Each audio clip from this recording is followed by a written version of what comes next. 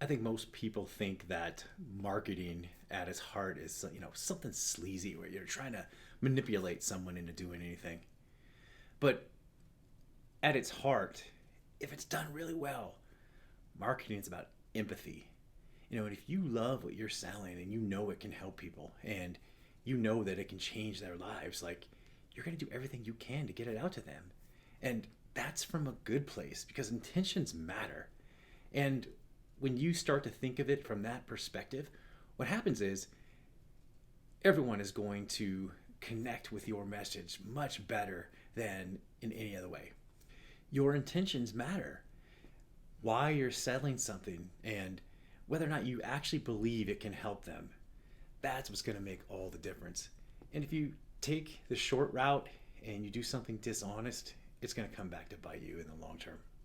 Hey, but I'm going to get into that really soon. So if you haven't yet, please like this channel, follow. I really appreciate it. And I'm going to be dropping a lot of great knowledge over the next few weeks. So help me out.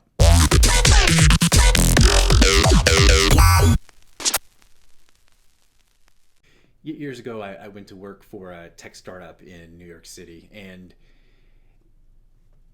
I got there, and they had this really groundbreaking product, and it was in the tech industry. It was for businesses, and the more I learned about it, the more I realized like how much it could help the right companies. I got so excited, and I I was like the brand ambassador.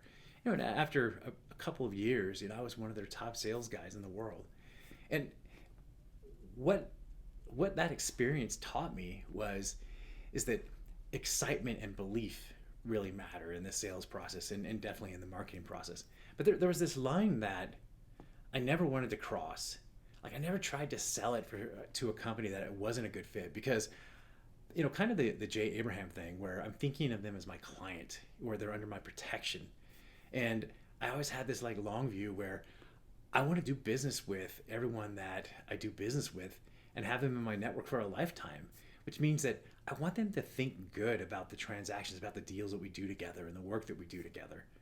So if you have short-term thinking, you might try to do something dishonest, and you see salespeople doing this, trying to manipulate, trying to use some sort of weird close, trying to get people to do something that is not in the best interest. But it's just short-term thinking. It's the wrong take. It will hurt you over the long run because your reputation will precede you and your reputation will be with you for a lifetime. So never take the short way out. Always approach sales and marketing from an empathetic standpoint.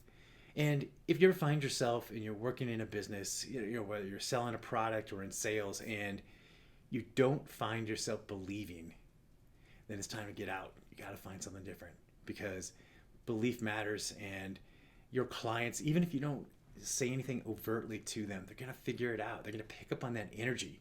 Like they're going to get your rate of vibration. It's going to be too low and they're not going to buy from you. It's going to hurt you. So you got to believe, and that belief has to be pragmatic and based on real things, real data, like real help. I think empathy might be one of the most important concepts in business.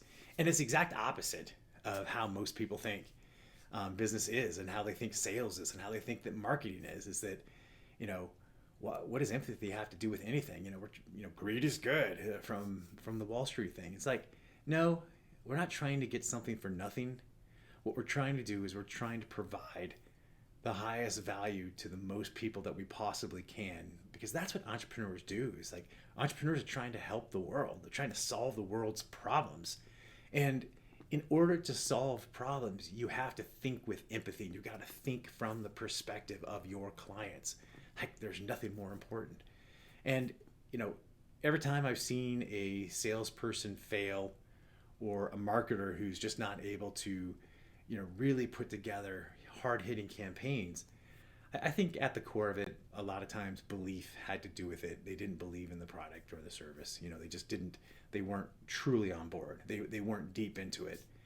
And, belief, like in all things, it's one of the most powerful tools that we have, is that the more we believe something can happen, the more likely it is to happen. And your belief is really going to set the standard.